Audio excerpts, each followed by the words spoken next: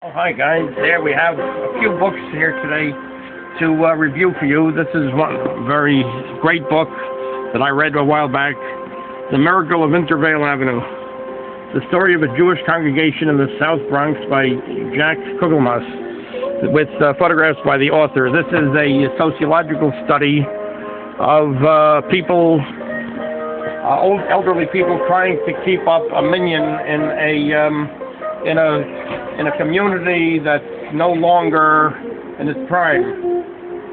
Anyway, let's look at a few of the pictures here. First we can talk about this.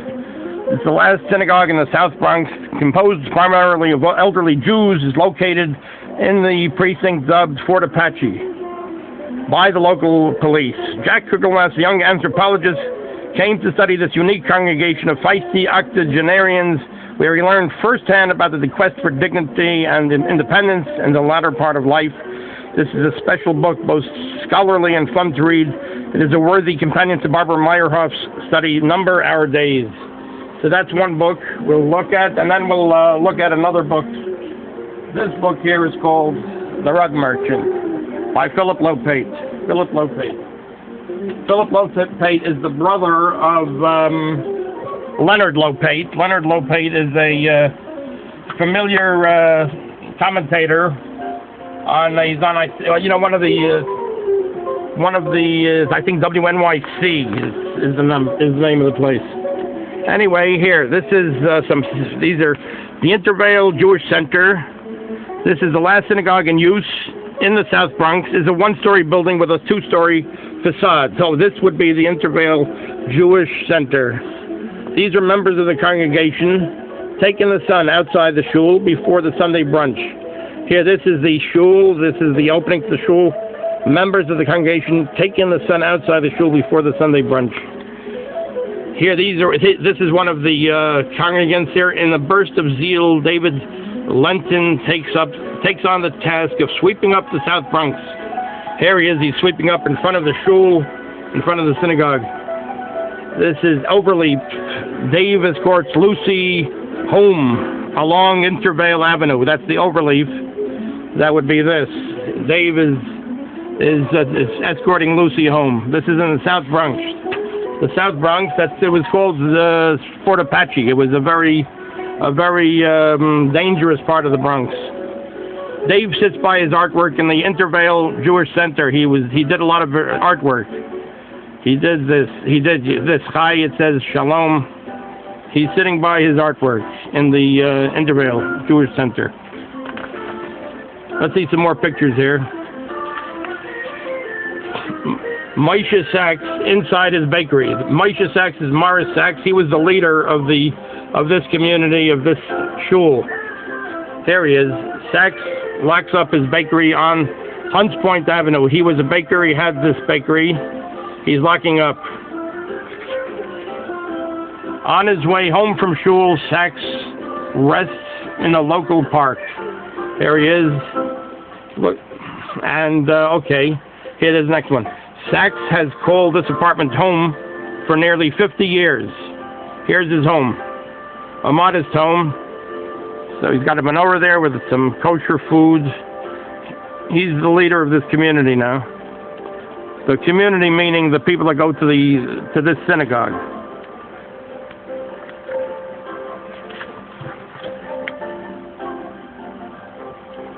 Sachs reads from the Torah on Simchat Torah, while Malachi Parkis checks his reading in the Chumash. Here's Sachs reading from the Torah. Here's Malachi Parkis. He's checking the reading. Here, you see right over here, making sure he's reading the right way. A new congregant helps to cover the Torah after the Simchat Torah reading. This is, I think this is his son, Malachi Parkis. This is his son. Oh yeah, here we go. Mordecai Parkis regularly chants the Haftorah on Shabbos. Here he is, Mordecai Parkis. He's the son of Malachi. Overleaf. Malachi chats with Lucy after Sunday morning prayers. That'll be on the overleaf. Dave huddles by one of the few working radiators in the hallway of the Intervale Jewish Center. It must have been a cold day, and there he is, huddled with a tallis right by the radiators. Here he is. This is Malachi talking to Lucy. Here's Malachi and Lucy. Let's see what else we can find here from this wonderful book. This gem. This is a sociological study by Jack Kugelmas. As Rebbe and godfather of the Intervale, Sachs provides the food for the Sunday morning brunch. Here he is. He's the baker, and he brings food for the Sunday morning brunch. These are the participants, mostly octogenarians, that participate in the Sunday morning brunch. Elsie Miroff, a central member of the congregation, displays a piece of custom jewelry that Sachs has just distributed. Here she is displaying the custom jewelry. Here's some Yiddish signs over here. Dave draws a welcome sign of shalom. Dave is drawing some signs here. Says shalom. He's the artist.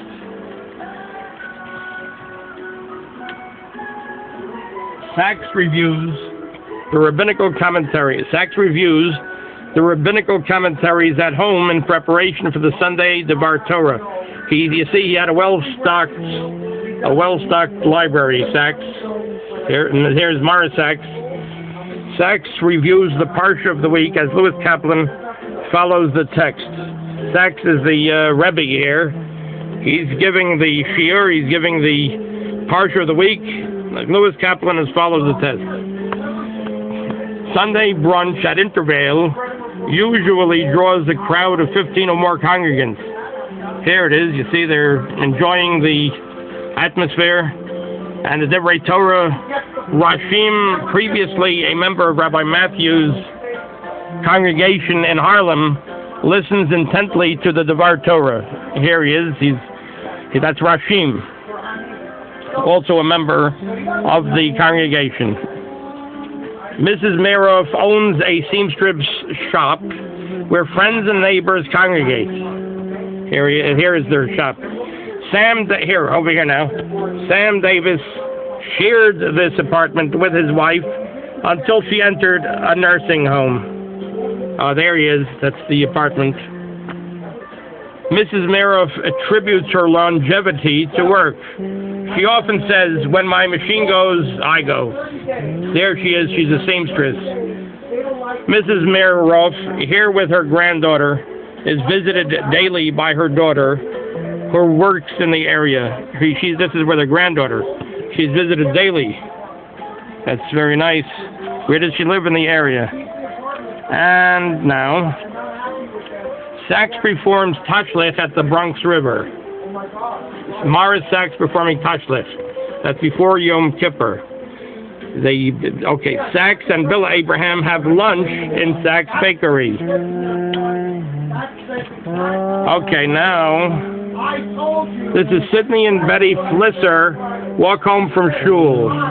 Dave recites the Kaddish for members of the congregation.